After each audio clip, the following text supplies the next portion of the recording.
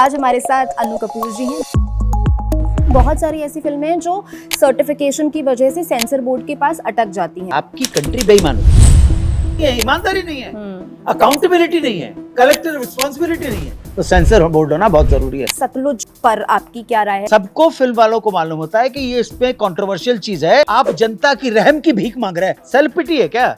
आप जाइए ना सुप्रीम कोर्ट, जाइए ना, रोने धोने की क्या बात है। मेरे देश में सड़कें जलाई जाए, सड़कें खोदी जाए, आग लगाई जाए, घरों के अंदर माता बहनों को जलाया जाए, वो ज्यादा इंपॉर्टेंट है कि आपकी फिल्म इंपॉर्टेंट है?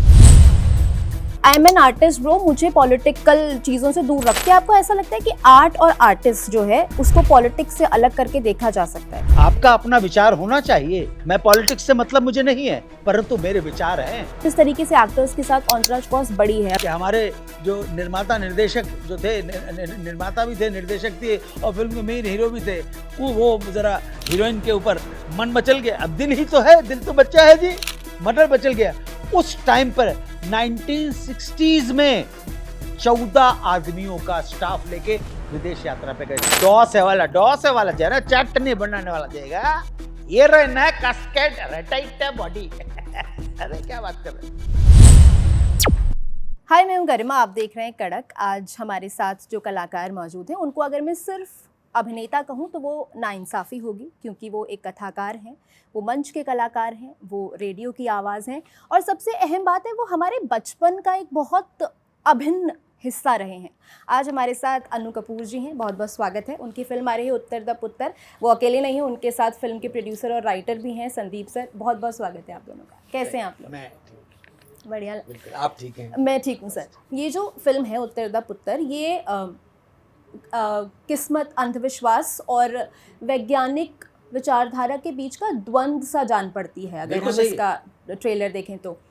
आप क्या किस्मत में विश्वास करते हैं? मैं ऐसा इसलिए पूछ रही हूँ क्योंकि आपके पिता का थिएटर हुआ करता था, आप थिएटर करना ही नहीं चाहते थे और अभी जून में आपने 44 साल पूरे कर लिए इंडस्ट्री में। ये एक्टिंग में आना, ये सब क्या आपको लगता है ये किस्मत थी? किस्मत थी, सब कुछ किस्मत है। किस्मत के अलावा कुछ भी नहीं था। तो आप इस किस्मत पे विश्वास करते हैं? अरे किस्मत पे जो ना विश्वास करते हैं वो तो तिफले मकतब है। आप जैसे वास्तु की इसमें बात हो रही है, कभी ऐसा हुआ है सेट पे कि वास्तु के हिसाब से भी आपने चीजें डिसाइड की? नहीं, वास्तु के हिसाब से कुछ नहीं, बट हाँ मुहूर्त जरूर देखा कि अच्छा मुहूर्त है। बेसिकली ये जितना घुसते जाओ उतना प्रॉब्लम होती है, बट मोटा माटी हाँ मान लेते हैं। अच्छा, आप इस फिल्म से अगर हमें रूबरू करा सकें, आपके किरदार के बारे में अगर आप हमें बताएं। आपने बहुत अच्छा उसको एक्सप्लेन किया है कि एक व्यक्ति है जो एक सक्सेसफुल फिजिक्स का टीचर है और शायद सक्सेसफुल बिजनेसमैन भी है, तभी फिजिक्स का अपना प्राइवेट अच्छा कोचिंग सेंटर चलाता है। लेकिन विरोधाभास ये है कि वो इन सारी चीजों के लिए ऑब्सेशन है उसका। एस्ट्रोलॉजी के लिए, न्यूमरोलॉजी के लिए और ये सारी की सारी जो चीजें हैं वास्तुशास्त्र के लिए ऑब्सेशन है वो। ऑब्सेशन बहुत बड़ा टर्म है और उस चक्कर के अंदर वो परेशानी में फंसता चला जाता है। उसको लगता है कि चीजें सॉल्व हो जाएगी, चीजें सॉल्व नहीं होती हैं और पारिवारिक कठिनाइयां आती हैं और भी दूसरी कठिनाइयों से जूझता हुआ फिर वो ऐसा क्या करता है जिसकी वजह से वो विजय प्राप्त कर लेता है, वो कामयाब हो जाता है। आपने कभी एस्ट्रोलॉजी के हिसाब से या फिर नंबर्स के हिसाब से अपनी लाइफ में कुछ बदलाव किए हैं? नहीं, कोई बदलाव नहीं। इतना अपने ऊपर उसको हावी होने दिया? नहीं, बदलाव कुछ किया ही नहीं। ANNUKPOOR। अब जब इसका विश्लेषण करता हूँ तो ये 8 नंबर का आता है और मेरा जो बर्थ नंबर है वो 2 नंबर है, कंपाउंड नंबर कोई 7 नंबर आ जाता होगा। तो मैं स्टूडेंट रहा हूँ इसलिए थोड़ा बहुत मुझे मालूम है, इसलिए मालूम करना बहुत जरूरी है। तो ऐसे आपका, जैसे हम लोग में से बहुत सारे लोग ऐसे होते, एक समय जब न्यूज़पेपर में आया करता था आपका, हम लोग का राशिफल, तो सुबह उठ के पहला काम बहुत सारे लोग यही करते थे कि राशिफल पढ़ा करते थे। आप भी ऐसा कुछ करते हैं क्या? हाँ, अभी भी पढ़ते हैं, बट विश्वास नहीं करता ज्यादा। थोड़ा देख लो तो अच्छा लगे तो ठीक है, नहीं तो मतलब I follow but not very rigorously. बचपन में जरूर करते थे। आप सर? नहीं, मेरे को इससे चीज जैसे आपको तो ज्ञान भी है एस्ट्रोलॉजी का। नहीं, ये कहना भी गलत है कि ज्ञान शब्द बहुत बड़ा है।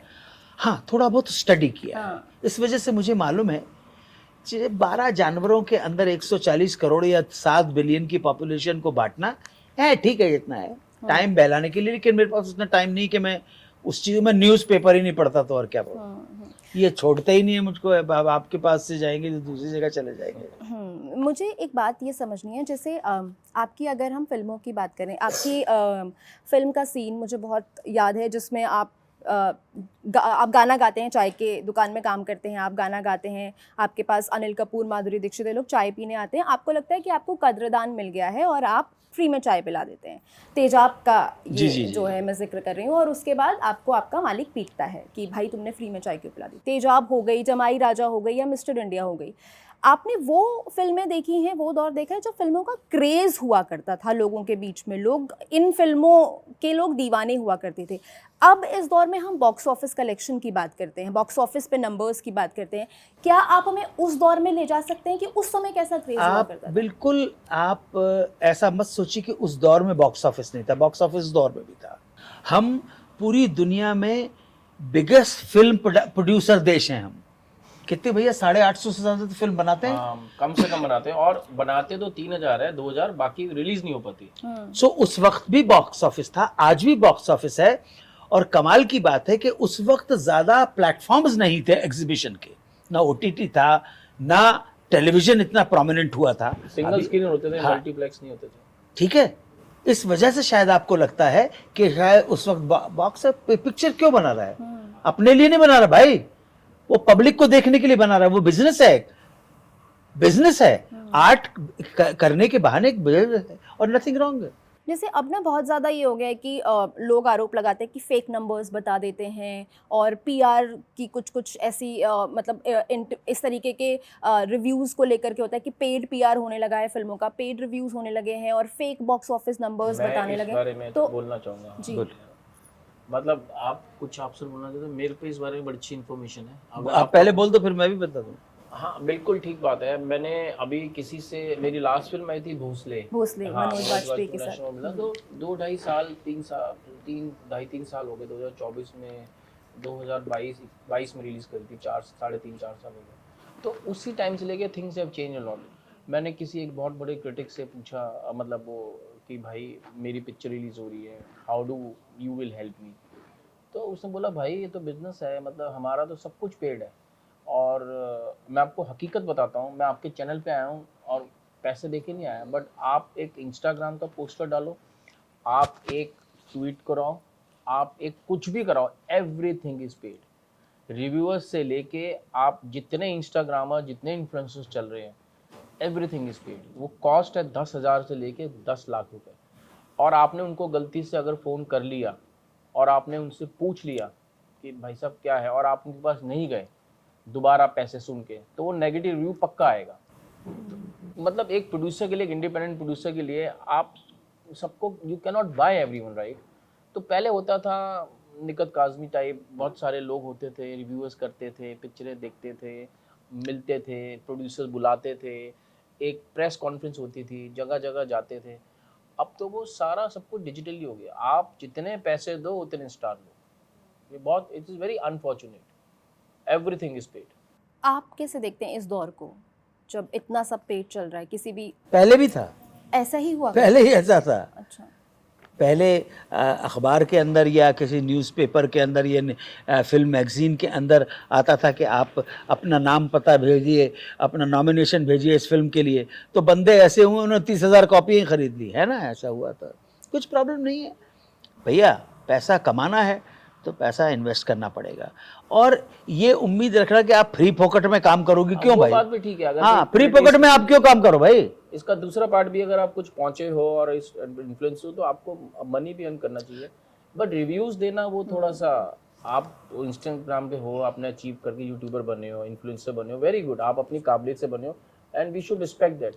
बट आप कुछ पिक्चर के बारे में नेगेटिव पॉजिटिव रिव्यू करके बोलो, वो गलत है। लेकिन एक बात और सही है कि आप कितना ही नेगेटिव दो तो भी अट्रैक्शन होगा। नेगेटिव देख के बड़े सारे इन्फ्लुएंसर बने। हाँ, नेगेटिव दो, जनता देखने जाएगी ऐसा नेगेटिव क्या हो गया, ठीक है। थंबनेल आपने कुछ बता दिया, ठीक है, उसको देख के अट्रैक्ट होके भी जाएगी और देखेगी पिक्चर, और अगर पॉजिटिव दिया तो भी देखेगी।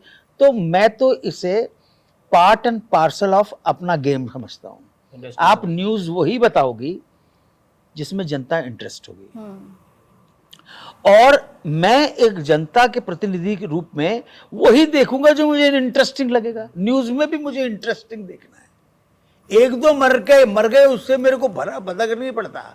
मेरे को 900 जब तक नहीं मरेंगे, यही समाज Breaking और news यही दुनिया हो गई है।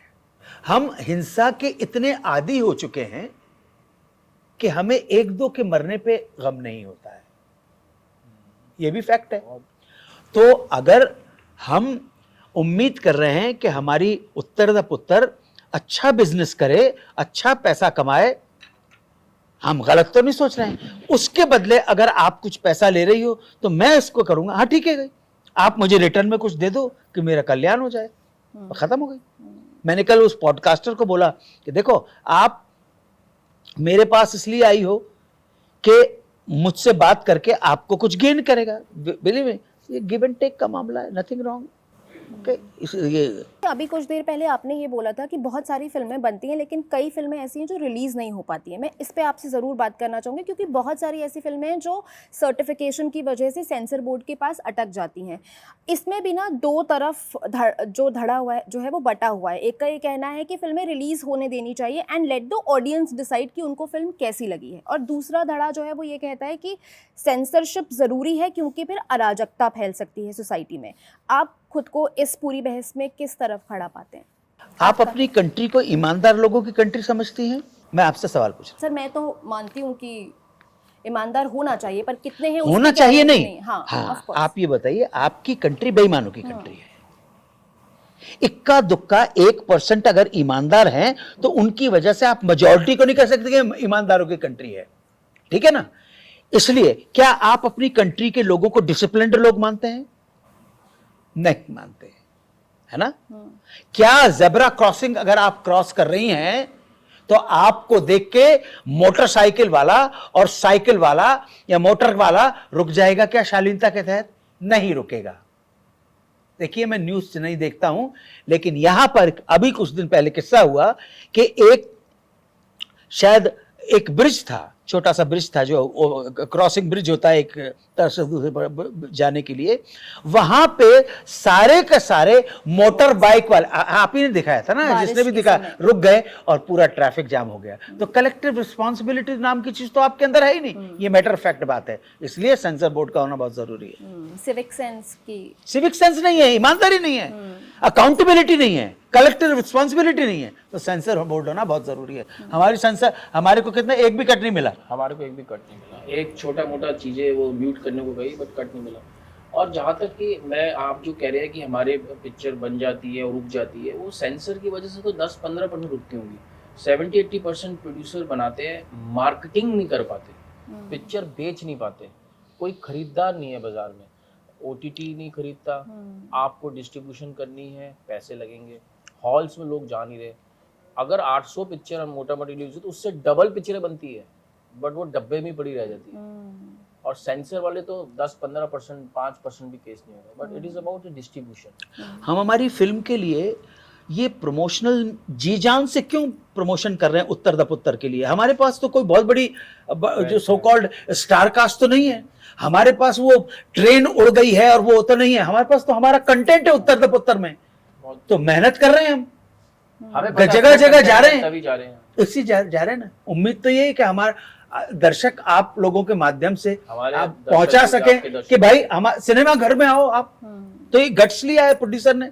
सर, ये भी एक कहीं ना कहीं जैसे जो इस तरह की बातें होने लगी है ना कि ये फिल्म थिएटर वाली फिल्म है, ये फिल्म OTT वाली फिल्म है, ये जो डिस्कशन है ये भी कहीं ना कहीं फिल्मों, अच्छी फिल्म है, क्योंकि मुझे लगता है बालन अभी हाल ही में एक फिल्म आई थी जो छोटी फिल्म है, मैंने थिएटर में जा करके देखी थी एंड आई लव्ड इट। उसके बाद ऑब्सेशन जैसी छोटी लेवल पे बनी हुई फिल्म जो थिएटर में आई तो बढ़िया उसने परफॉर्म किया। मंजूमल बॉयज ऐसी लिस्ट है, मंजूमल बॉयज एक बड़ा एग्जांपल है। हाँ, मंजूमल बॉयज बड़ा है, जो वर्ड ऑफ माउथ से चली है, इनके कोई प्रमोशन नहीं हुए, कोई बड़ी स्टारकास्ट नहीं। तो आपको ये भी लगता है कि लोग ना खुद को रोक ले रहे हैं थिएटर में जाने से, और OTT ने इसमें एक बहुत बड़ा रोल प्ले किया। लेकिन आपने ही आपके प्रश्न का जवाब दे दिया। अच्छी फिल्म आई, आपने कहा आई लव दैट फिल्म, लोगों ने देखी, उनको अगर लगेगा कि कंटेंट में दम है, जो हम यही पब्लिसिटी का, हम यही तो एहसास दिलाने हैं कि हमारे कंटेंट में दम है, थिएटर में जाओ।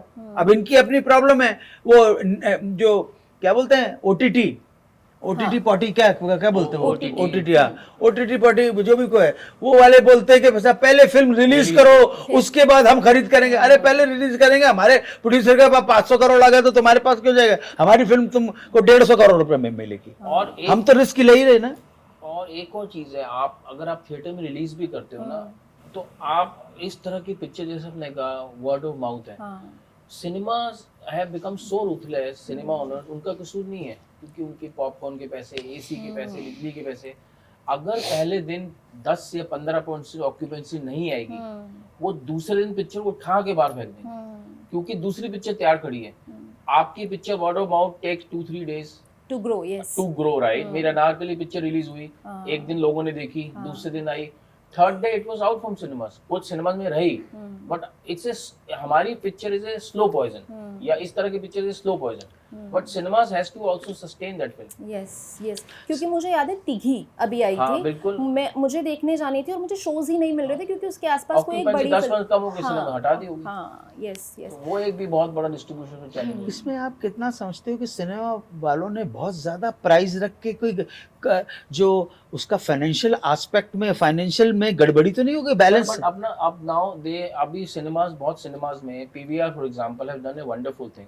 19 वो प्रोड्यूसर्स की कॉल होती है, अगर मैं 129 और 99 की फिल्म, 99 रुपीस की फिल्म ट्यूसडे को आप देख सकते हो, 129 भी देख सकते हो, तो प्राइसेस और दैट भी है, बस वीकेंड के प्राइस सेम ज़्यादा होते हैं। करेक्ट सर, क्योंकि आप ना बहुत बेबाकी से अपनी राय रखते हैं किसी भी मुद्दे पर, तो मैं आपसे इस विषय पे बात करना चाहूँगी क्योंकि ये बहुत हॉट टॉपिक है इस समय। सतलुज पर आपकी क्या राय है? इससे पहले कि आप कुछ पूछे, मुझे मालूम ही नहीं कि क्या है, मैं फिल्म देखता ही नहीं। सर ये एक फिल्म है जो 90s के पंजाब के बारे में बात करती है, जिस समय वहाँ पर इलीगल किलिंग्स पुलिस कर रही थी, उस पर आरोप था। दिलजीत दोसांझ की फिल्म है जो थिएटर पे रिलीज़ नहीं हो पाई क्योंकि बोर्ड ने सर्टिफिकेट नहीं दिया, फिर OTT पर आई, हटा दी गई। तो अब लोगों का ये कहना है कि जब कश्मीर फाइल्स और बंगाल फाइल्स जैसी फिल्में आ सकती है तो सतलुज जैसी फिल्म क्यों नहीं रिलीज हो? नहीं तो वो जिस लोगों का जो कर रहा है वो सुप्रीम कोर्ट जाए ना, कोर्ट में जाए। सेंसर बोर्ड ने अगर इस तरह की फिल्म को अमान्य घोषित कर दिया है तो सुप्रीम कोर्ट का दरवाजा खटखटाएं। सुप्रीम कोर्ट अगर किसी चीज को फांसी दे देता है तो राष्ट्राध्यक्ष महोदया जो माननीय हमारे प्रेसिडेंट हैं उनके पास जाना होता, तो प्रॉपर चैनल जाइए ना, आप रोने की क्या बात है? क्या आपको ऐसा लगता है कि आर्ट और आर्टिस्ट जो है उसको पॉलिटिक्स से अलग करके देखा जा सकता है? क्योंकि इसी फिल्म से जुड़ा ये मसला है। फिल्म नहीं, दिलजीत जो है उनसे किसी ने उनके इंस्टा लाइव पे पूछा कि आपका कॉकरोच जनता पार्टी के प्रोटेस्ट के बारे में क्या कहना है, तो उन्होंने बोला कि I am an artist bro, मुझे पॉलिटिकल चीज़ों से दूर रखो। अगर आप उनकी फिल्मोग्राफी देखेंगे तो कई सारी फिल्में हैं जो पॉलिटिकल कॉमेंट्री करती हैं। तो क्या आप ये मानते हैं एक आर्टिस्ट होने के तौर पर कि आर्ट और पॉलिटिक्स को अलग रखा जा सकता है? वो उसका मानना होगा ना। आपका क्या मानना है सर? मेरा तो मानना है कि हम सब पॉलिटिकल, अपने वक्त के पॉलिटिकल, रिलीजियस, सोशल और फाइनेंशियल जो सर्कमस्टेंसेस उसके बाय प्रोडक्ट हैं। और कोई आपका अपना विचार होना चाहिए। मैं पॉलिटिक्स से मतलब मुझे नहीं है, परंतु मेरे विचार हैं। और विचार है, आपने स्क्रिप्ट पढ़ के वो पिक्चर साइन करी है, तो विद ड्यू रिस्पेक्ट जिसने भी पिक्चर, अगर दिलजीत दोसांझ ने पिक्चर स्क्रिप्ट पढ़ के साइन करी है तो उसको ही सो इंटेलिजेंट है, इतने बड़ा हर आर्टिस्ट को, हर एक्टर को, हर किरदार जो निभा रहा है वो स्क्रिप्ट पढ़ के निभा रहा है, उसको पता है इसमें कंट्रोवर्सी हो सकती है और वो हो सकता है जानबूझ के करना चाह रहा कैन भी, मतलब हाँ, तो वो जानबूझ तो के आपने ही किया ना, आपने अपना पंगा लिया है। तो जो शासन की व्यवस्था है, जो नियम कायदे हैं, जो नियम कायदे हैं, वो नियम कायदे कहते हैं कि सेंसर बोर्ड ने आपको वो नहीं दिया। हमारी भी एक पिक्चर हुई, उसने बगैर सेंसर का सर्टिफिकेट लिए पिक्चर रिलीज करने की कोशिश की, मुसलमानों ने ऑब्जेक्शन किया, उनका ऑब्जेक्शन सही था, उन्होंने फिल्म नहीं देखी लेकिन ऑब्जेक्शन किया। लेकिन हमारी तरफ से भी गलती हो गई थी ना, सेंसर बोर्ड ने अप्रूव नहीं किया, वो टीजर चला दिया आपने। तो ये सबको, फिल्म वालों को मालूम होता है कि ये इसमें कंट्रोवर्शियल चीज है और आप जनता की रहम की भीख मांग रहे हैं। सेल्फ पिटी है क्या? तो आप जाइए ना, सुप्रीम कोर्ट जाइए ना, रोने धोने की क्या बात है? रो क्यों रहे यार? बोलेंगे कि हमें आई एम आर्टिस्ट, ठीक है, इज आर्टिस्ट, बट आपने स्क्रिप्ट साइन करी, आपने वो चूज करी, आपने एक बिल्कुल सही है, तो आपको पता है ये कंट्रोवर्सी होने वाली है। और हम क्या रिएक्ट करेंगे? हम शासन नहीं है, हम सेंसर बोर्ड नहीं है, ना ही सुप्रीम कोर्ट है। आप रास्ता पकड़िए ना, आप रास्ता पकड़िए। किस वजह से आप बता सकते, किस वजह से उन्होंने कहा कि ये फिल्म नहीं होनी चाहिए? क्यों, रीजन क्या दिया है? बहुत सारे कट्स लगवाए मैं जब सेंसर अरे कट कोई रीजन नहीं होता, लेकिन बैन क्यों किया है? उनका ये कहना है कि ये अराजकता फैला हाँ, तो अराजकता इंपॉर्टेंट है कि आपकी फिल्म का रिलीज होना इंपॉर्टेंट है? पर फिर लोग ये भी कह रहे हैं ना, लोग वो छोड़िए, अराजकता इंपॉर्टेंट है। मेरे देश में सड़कें जलाई जाए, सड़कें खोदी जाए, आग लगाई जाए घरों के अंदर, माता बहनों को जलाया जाए, वो ज्यादा इंपॉर्टेंट है कि आपकी फिल्म इंपॉर्टेंट है? हम फिल्म वाले होकर भी ये बोल रहे हैं मेरे समाज में शांति रहे, शांति सबसे ये ज्यादा इंपॉर्टेंट है। सर अगला सवाल मेरा आप दोनों से है, क्योंकि आप लोग अलग अलग लेवल पे इस सिचुएशन से डील कर रहे होंगे। आप जिस दौर में आपने काम शुरू किया या जिस दौर से आप काम करते आ रहे हैं, उस समय एक्टर्स जो है बाहर खुले में कपड़े बदल लेते थे, हीरोइनें भी कहती हैं कि वो पहाड़ों के पीछे जा करके चेंज करती थी, मतलब ऑनट्राज कॉस्ट उतनी नहीं हुआ करती थी। अब जिस तरीके से एक्टर्स के साथ ऑनट्राज कॉस्ट बढ़ी है, अभी अनुराग कश्यप ने अपने एक इंटरव्यू में कहा था कि जितने में एक्टर्स का ऑनट्राज आता है उतने में तो एक सिनेमेटोग्राफर आ जाएगा। इस पर आपका क्या कहना है? सब कुछ बदल गया, इकोनॉमिक्स बदल गई ना फिल्म की। आप देते क्यों हो? और वो जब उनसे पूछा जाता है, खबर सबकी रखते हैं हम, तो उनसे कहा जाता है एड फिल्म वालों ने स्टार्स का दिमाग खराब किया हुआ है, हम तो नहीं देंगे। हमें तो हमारे प्रोड्यूसर ने, हमारे प्रोड्यूसर के लिए तो हम, जब मैं इनकी फिल्म में काम कर रहा हूं तो मैं सेंटर में काम कर रहा हूं ना, तो हमने जो जेन्युइन मांगा उन्होंने दिया। लेकिन अगर मैं कहूं कि मेरे साथ 15 लोग ऐसे आएंगे, 15 लोग ऐसे आएंगे, तो ये इल्जाम है कि एक्टर्स को, जो सो कॉल्ड एक्टर्स क्या है, स्टार्स हैं, उनको बिगाड़ा है एड फिल्म वालों ने। और वो दीपिका पादुकोण की जो अंतराज की बात कर रही है, वो जो आप कर रहे हैं, वो उस मुझे आर्टिकल वो याद है, उसके अंतराज में देयर वाज 40 पीपल, उसके अंतराज के लोग थे, बॉयज, मेकअप, 40 पीपल के अराउंड कोई एक आदमी, एक एक्ट्रेस या कोई भी लेके चल रहा है, तो इंडस्ट्री मरेगी ना, प्रोड्यूसर मरेगी ना। तो आज अन्नू सर मुझे बोले कि भाई मेरा एक स्पॉट, मेरा एक मेकअप है, एक हेयर है, समझ आता है, फेयर इनफ, 2 हो जाए फेयर इनफ। आप 40 लोग साथ में चल रहे हो, तो आप प्रोड्यूसर को आप क्या समझ रहे हो कि आपको काट के प्रोड्यूसर सब कुछ खिलाए? मतलब you have to respect the industry जिसकी वजह से आप हो। और इसमें प्रोड्यूसर की भी गलती है। हाँ, आप दे रहे हो उसको। आप क्यों दे रहे हो? क्यों दे रहे हो आप एक बात सुनो, पुरानी फिल्म का एक एग्जाम्पल है कि हमारे जो निर्माता निर्देशक जो थे, निर्माता भी थे, निर्देशक थे, और फिल्म के मेन हीरो भी थे, वो जरा हीरोइन के ऊपर मन मचल गया। अब दिल ही तो है, दिल तो बच्चा है जी, मटर बचल गया। उस टाइम पर 1960s में 14 आदमियों का स्टाफ लेके विदेश यात्रा पे गए थे। तब आप सोच भी नहीं सकते हो कि फॉरेक्स की कितनी किल्लत हुआ करती थी उस टाइम के ऊपर। डॉस है वाला जरा चटनी बनाने वाला देगा, ये रहा कास्केट टाइट है बॉडी। अरे क्या बात कर रहे हैं? तो ये प्रोड्यूसर की गलती है। प्रोड्यूसर को ऐसे लोगों को लेना ही नहीं चाहिए जी। हमारे प्रोड्यूसर ने ऐसे लोगों को लिया नहीं, हमारी फिल्म में कोई ऐसा आदमी नहीं है। फिल्म का कंटेंट स्ट्रांग है और यूनिवर्सल है।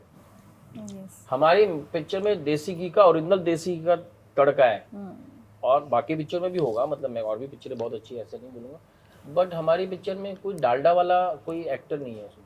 मतलब देसी घी के तड़के के साथ देसी घी वाले, प्योर गाय का शुद्ध घी वाले एक्टर आपको मिलेंगे जिन्होंने दिल से काम किया, क्योंकि कंटेंट अच्छा है, नीयत अच्छी है, और लोगों को पसंद भी आएगी, ये उम्मीद करते हैं। सर आपका एतराज़ फिल्म का एक मुझे किस्सा याद है कि आपको जब वकील का रोल आप उसमें कर रहे थे, तो आप ना अगले दिन लॉ की किताब लेकर के पहुंच गए थे, क्योंकि आप उस लेवल की तैयारी करते थे अपने रोल के लिए। This was the kind of preparation you used to do.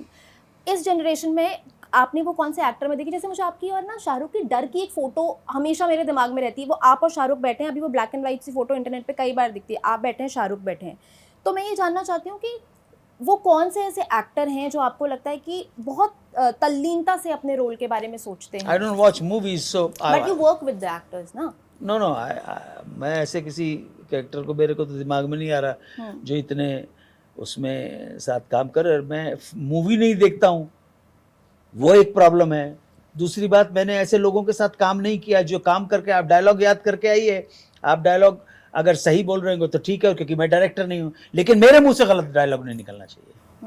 तो मैं अपनी स्टडी करता हूँ, मुझे दूसरे लोगों से क्या मतलब। मुझे मालूम नहीं आपके जो जिनको आप एक्टर्स बोल रही हैं, वो हीरो पहले हैं कि एक्टर्स बाद में हैं, और वो कितना स्टडी करते हैं, कितनी सब्जेक्ट की पकड़ है उनको, मैं जानता नहीं, मैं अज्ञानी हूँ, मैं ज़्यादा कुछ कह नहीं सकता हूँ।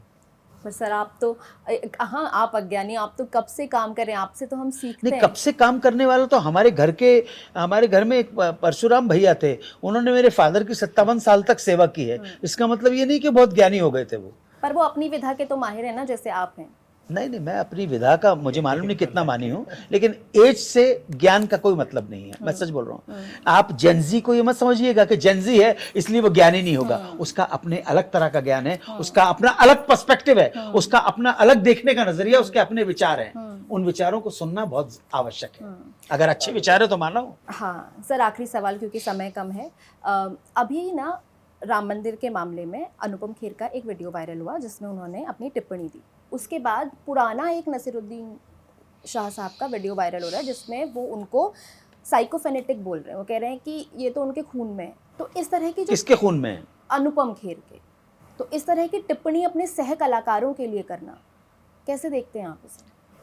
क्या आप चाहती हो इस बात का जवाब दिया जाए कि इस बात को यहीं आपकी पे? इच्छा है सर, आप अगर नहीं चाहें तो आप बिल्कुल मना बताऊं कर क्या सकते है, हम बहुत आभारी हैं कि आपने हमें जिस पर्पस के लिए बुलाया वो पर्पस है हमारी फिल्म का प्रमोशन। हम तो गरीब से छोटे से कलाकार हैं, ये बहुत बड़े प्रोड्यूसर हैं, मैं तो गरीब कलाकार हूँ। नहीं, मैं I really mean it, nothing to boast about, nothing to feel ashamed of. लेकिन यहाँ पे उत्तर द पुत्र के प्रमोशन के लिए आए हैं। अगर मैं किसी थर्ड पर्सन की यहां पे बात करने लगूंगा तो एक बात पक्की है, जब जिन दोनों लोगों का आपने नाम लिया है उनके साथ जब आप इंटरव्यू करेंगी तो कभी आप मेरी और संदीप कपूर की बात नहीं करेंगी, ये मुझे पक्का है। इसलिए मैं अपने प्रोग्राम में किसी थर्ड पर्सन को लाना ही नहीं चाहता, वो डिजर्व ही नहीं करते कि मैं उनको लाया हूं। आप समझे ना? मेरी दुकान पे जो है वो आपके सामने है। खाना खाने आइए, शुद्ध खाना मिलेगा। उत्तर द पुत्र नाम है। 24 जुलाई 2026 को देश के 500 सिनेमा हॉलों के अंदर, कितने 1800 कम से कम 500 सिनेमा और 400 करोड़ का बिजनेस है। वह जीएसटी आपको पे दिया जाएगा, बस खत्म हो गई बात। ठीक है sir, thank you so much इस कॉन्वर्सेशन के लिए। उम्मीद करते हैं किसी दिन लंबा बैठ के आपकी फिल्मों पे, प्यार और आशीर्वाद मिले, बस यही चाहिए। करेंगे और फिल्म अच्छा परफॉर्म करे, क्योंकि हमने आपको जितनी बार स्क्रीन पे देखा है हम कभी निराश नहीं हुए हैं। और मुझे उम्मीद है कि ये फिल्म भी वैसी ही होगी कि हम एक बार फिर जब अनु कपूर को स्क्रीन पे देखेंगे तो हमें बहुत मज़ा आएगा। आप लोग भी जाइए, फिल्म देखिएगा। आपको ये कॉन्वर्सेशन कैसा लगा आप कॉमेंट करके ज़रूर बताइएगा। Thank you so much, thank you so much, sincere gratitude, thank thank you. You.